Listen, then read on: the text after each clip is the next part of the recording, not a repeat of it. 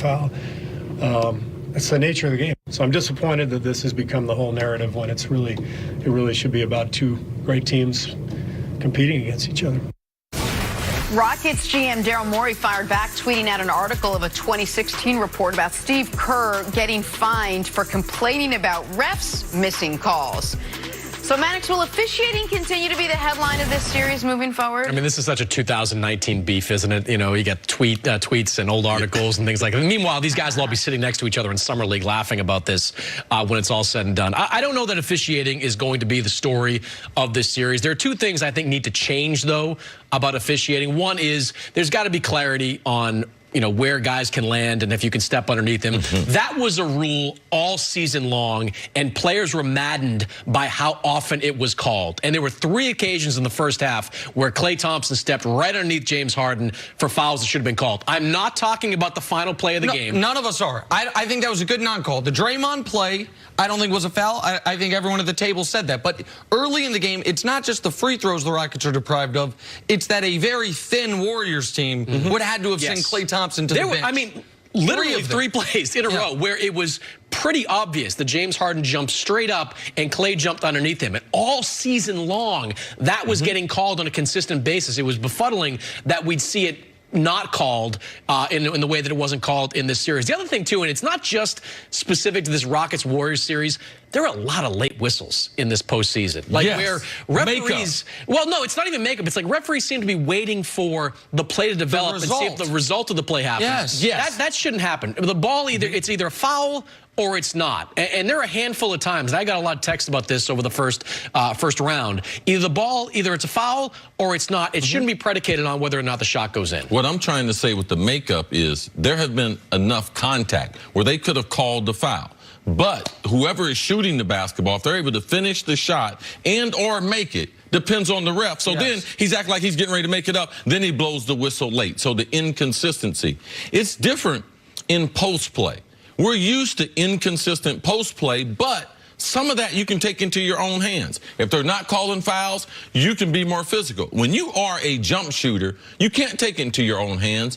And it's the referee's job as a shooter to protect the shooter. I like the thing that you said. Let's just be clear about this. These games are so important. This could be determined who's going to be world champion. It should be clear in game number 2 and moving forward what they're going to allow. And it has to be closer to what they did during the regular season than what we saw in game number 1. And to Kerr said, listen, we watched the tape.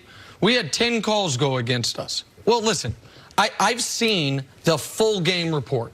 They didn't have 10 calls go against them. They had 11. The problem is the Rockets had 17.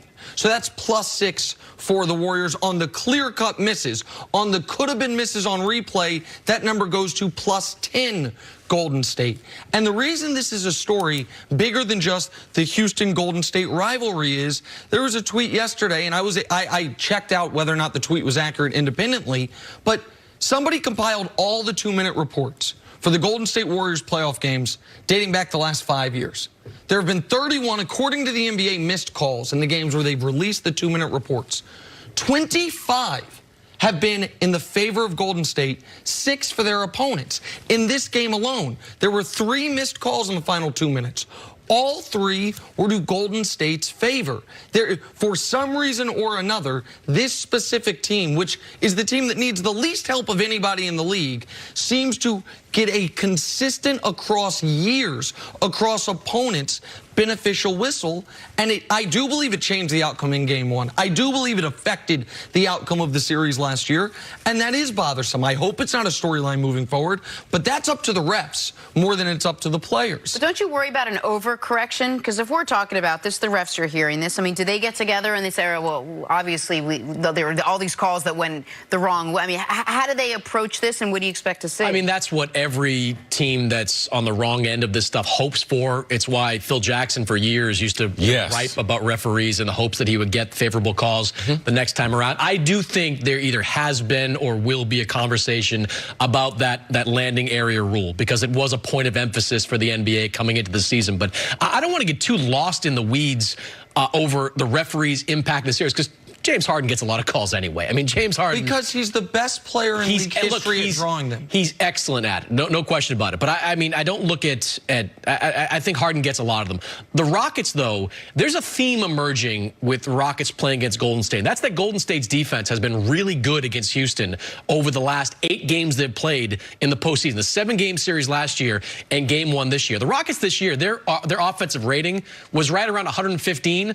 Over the last 8 games, it was about 101. Yeah. And James Harden, over the last 8 games, has been a 25% three-point shooter against Golden State. Those numbers matter more to me than a few numbers that are skewed on the referee report. And I think because the Rockets don't have a Steph to Harden's KD, that when you build your defense around stopping one guy and you're as talented as Golden State is, Harden's efficiency is going to drop noticeably. Now, it shouldn't be 25% from 3, and it shouldn't be 33% from the field like it was in game 1, but he is not going to have his regular season level efficiency. That's where he does need, and the Rockets do need, guys. PJ Tucker hit his open corner threes. Chris, you wanted Chris Paul to be more aggressive in game 2 than he was in game 1. That going to Capella is a point you've been making over the last 2 days as far as getting him involved in the lob game more often.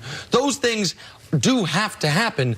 The point that I'm just harping on is, even with them being inefficient, being held down, all those things, if those calls in the first half are made correctly, I believe the Rockets win game 1, and I don't think it's a stretch to say they win game 1. Yeah, they have to be able to make adjustments. And I just believe that James Harden, because we can't think that the regular season is going to be like the playoffs. When you get in the series, these coaches are making adjustments that prevents you from playing like you did during the regular season. So for us to think Milwaukee, that they're going to be able to play the way they did, no. Golden State even has had to make adjustments in this championship run.